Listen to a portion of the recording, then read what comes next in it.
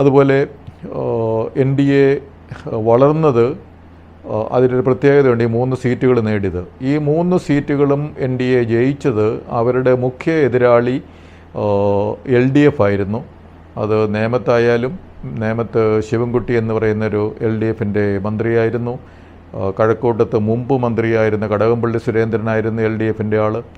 അതുപോലെ ചാത്തന്നൂരും LDFൻ്റെ മണ്ഡലമായിരുന്നു. അപ്പോൾ LDF ജയിച്ച് LDFൻ്റെ സിറ്റിംഗ് മണ്ഡലങ്ങളിലാണ് BJP ജയിച്ചത്.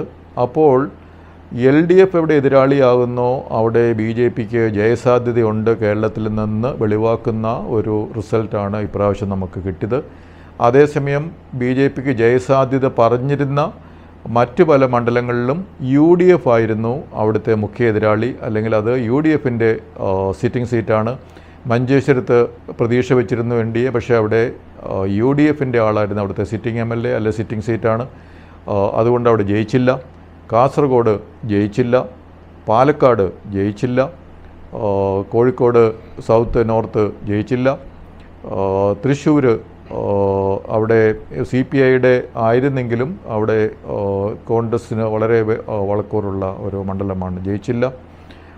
അങ്ങനെ പല മണ്ഡലങ്ങൾ ഒക്കെ തന്നെ, അതുപോലെ പാല ഒക്കെ, അതൊക്കെ ഈ UDF പരമ്പരാഗതമായിട്ട് UDFൻ്റെ ഒരു പ്രദേശമാണ്.